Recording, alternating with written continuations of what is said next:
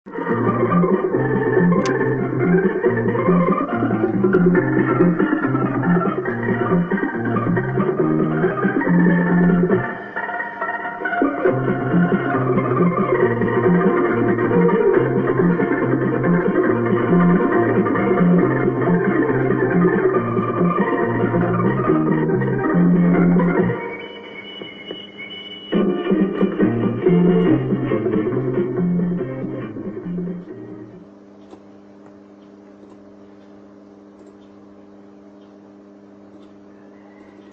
وندي وسعها عندي انا قد حد ولا حد. تاخد وندي وسعها عندي انا قد حد ولا حد اديك. هترخص انت هتقولها رد واسمعني كلامي وركز فيه. هلعب لوحدي والساعة سحت هاخد مساحتي وبراحتي اديك.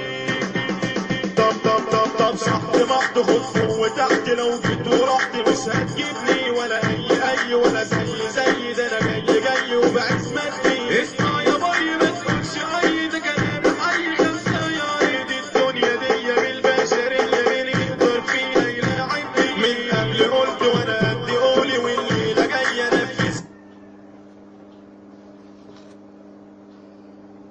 على الكرة لأنه معنويا مهم جدا بالنسبة إليهم أن يستحوذوا على الكرة هنا في الإسكندرية. محاولة المرور من إسماعيل حداد لم يمر، والانطلاقة من أحمد توفيق وصل مباشرة لشيكابالا. انطلق على الجهة اليمنى يبحث عن التوغل. شيكابالا متسع من المكان زاد في السرعة. دخل شيكابالا التسديدة قوية. بابا جول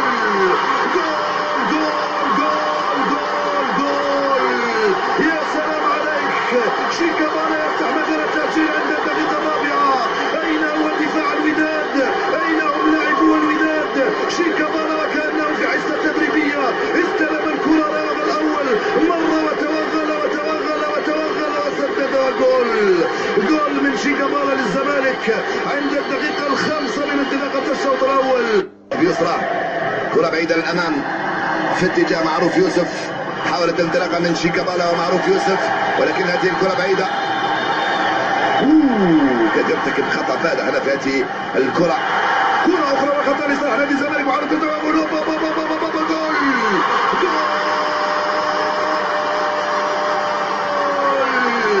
وهذه الهدايا من دفاع نادي الوداد. هدية أولى استلمها شيكابالا وهدية الثانية لصالح نادي الزمالك عند الدقيقة 18 من عمر الشوط الأول. عجب هذا الذي يحدث في ال20 دقيقة الأولى من عمر المباراة. هدية كاد يسلمها الحارس في نهاية المطاف. جاءت هدية لا ترد. هدية مثل هذه يجب أن تقبل. هل باسم مرسي هو الذي استلمها؟ هو الذي راغ؟ لا ليس باسم وإنما أيمن حفني. الفنان أيمن حفني استلم كرة بيسراه راغ وسدد على يسار الحارس. جول ثاني للزمالك في ظرف 18 دقيقة لعب. هذه المخالفة بحثا عن باسم مرسي وعن علي جبر وإسلام جمال اللذان ساعدا. كرة ممتازة. جول لباسم مرسي. جول ثالث قاتل عند الدقيقة الرابعة من انطلاقة الشوط الثاني. هذا أيضا من عجائب العجائب أنه من كرة ثابتة يخرج لاعب في القائم الثاني أمام دفاع واقف أمام حارس يتفرج ويأتي من بعيد ويسبق الجميع ويسجل هدف ثالث. اللاعب لم يرتقي فوق الرؤوس وإنما دخل بين اللاعبين وسجل هدفا ثالثا. شوف هنا الخطأ الفادح يعني دخل بينهما ولم يرتقي فوقهما. شوف الإعادة مرة ثانية. أنت قط ماكر يا باسم يا مرسي. قط ماكر تمكن من إضافة هدف ثالث قاتل لصالح الزمالك أمام الوداد. وين يا محمد يا عقيد؟ وين رايح أنت؟ وين؟ 3 أهداف مقابل 0. 3 هدايا استلمها نادي الزمالك. من سيتولى تنفيذ هذه الرمية؟ أم اللاعب رمزي خالد أم أحمد توفيق؟ المهم من نادي الزمالك هو الذي يستفيد من ضربة الجزاء بحثا عن هدف رابع قاتل في هذه المباراة ونتيجة غير متوقعة تماما إذا تم تسجيل الرابع. وجول. تحياتي، معاكم مؤمن شلبي وحلقة جديدة من برنامجنا وبرنامجكم خواطر الزملكاوي. في ليلة مقمرة من أيام أفريقيا الزمالك يعبر الوداد المغربي ب4 أهداف ليضع قدم ونصف و3 صوابع في لقاء النهائي الأفريقي. الزمالك يبدأ اللقاء بحارس مصر وأفريقيا الأول أحمد الشناوي قدامه اسلام جمال وعلي جبر قلبين دفاع، على اليمين سوبر توفيق وعلى الشمال رمزي خالد. قدامهم اكل لحوم البشر طارق حامد والقائد ابراهيم صلاح والغائب معروف يوسف. قدامهم ايمن حفني وشيكابالا بتبادل مراكز خلف مهاجم وحيد عنيد باسم مرسي. لتاني لقاء بعد نهائي الكاس قدام الاهلي بقول ان الزمالك نزل الماتش عارف عايز منه ايه ونفذ اللي هو عايزه. بنوصل للجول بشكل قليل، بس لما بنوصل بنهدف، ودي ميزة كبيرة. بدأ المناد بمحاولات انه يخطف الماتش بدري عن طريق الضغط على الجبهة الشمال للزمالك اللي كان فيها معروف يوسف اللي ما جاش الماتش، ورمزي خالد اللي كان بيحاول على قد ما يقدر انه يأدي في المكان ده. صحيح بالنسبة لرمزي احنا بنعمل حمادة طلبة جديد. الوداد واضح انه ذاكر الزمالك كويس، بس سوء دفاعه وحارس مرماه منعهم من انهم يعملوا اي حاجة. بعد هدف الزمالك الاول في الدقيقة الخامسة خفت لا ننام ونكتفي بالجول ده، بس في الدقيقة 18 ايمن حفني قال لي ما تخافش. حاجة غريبة قوي. واضح التركيز الشديد على خط دفاع الزمالك، خصوصا جبر واسلام جمال وتوفيق اللي كان بجد راجل جدا جدا. اتفتحت دماغه ونزف وكمل، وما طلعناش نقول دم توفيق في رقبة مين، عادي يعني، الكورة للرجالة. الزمالك استمر في الشوط الثاني على السلوك المعتدل، وفي اول دقايق جبنا الجول. فاول مرفوع باتقان شديد من الناحية الشمال من شيكابالا مع حارس اشبه بهاريدي بتاع فيلم مرجان احمد مرجان، باسم يحرز هدف بخده.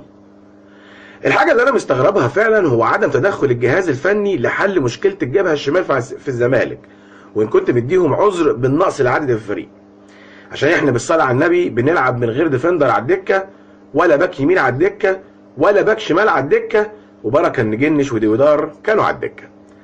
واضح جدا في اللقاء ان الكورة المرسلة بين الاتنين المساكين اللي اتعملت مرة لشيكابالا بعد الهدف الثالث وللأسف شاطها ضعيفة، ومرة لمصطفى فتحي واللي جه منها ضربة الجزاء الصحيحة، ومرة لمصطفى فتحي اللي حطها عالية جملة محفوظة وبتتعاد كتير.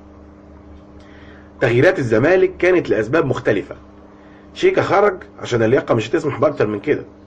أيمن حفني خرج عشان ما ياخدش كارت أحمر بعد ما اتعصب بسبب الحكم. رمزي خرج وخلاص.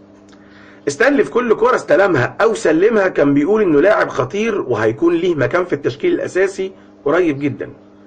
إسلام جمال أجاد في دور المدافع الكلاسيكي بجانب علي جبر، مفيش فلسفة، الكرة اللي تيجي تطلع بره.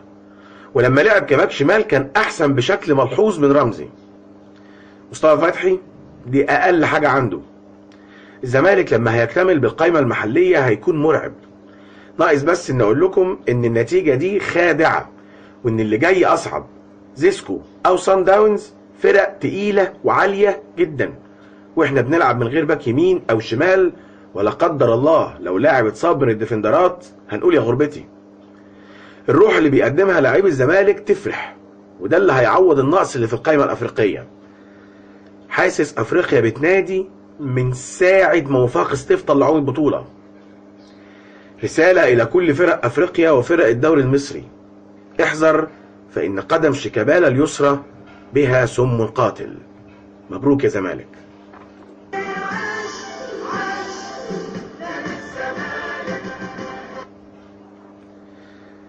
شفتوا ماتش السوبر الإماراتي؟ شفتوا التنظيم؟ طيب شفتوا الجماهير؟ طيب شفتوا التصوير والإخراج؟ طيب سمعتوا المعلق فارس العوضي ويا رباه؟ شفتوا احنا فين؟ احنا في آخر الصف. لا، احنا في الطرطوفة الأخرانية بتاع الديل، آخر واحد في الصف. أحب أقول لكم إن طاقم التصوير والإخراج للماتش ده برتغالي، وعلى فكرة استخدام الطاقم ده بالنسبة للإعلانات اللي هتيجي مش هيكون مكلف. يا رب نفهم. أخيرا، الدواعي الأمنية منعت الجماهير المصرية إنها تشجع فريقها من المدرجات، وعملت في نفس الملعب من الحديد ممرات، وفي وسط الزحمة ضربت عليهم قنابل بتطلع غازات، ومن الخنقة والرعب دهسوا بعض، وعرفنا إن في 20 واحد مات. حسبي الله ونعم الوكيل. إلى لاعبي الزمالك وجهازهم الفني، أرواح 20 شهيد بتنده وتقول أفريقيا يا زمالك، كل حلمنا أفريقيا يا زمالك. السادسة. انتهت حلقتنا، وأسفين على التأخير. ما تنسوناش في اللايك والشير والاشتراك في القناة. احنا معاكم إن شاء الله طول ما انتم معانا.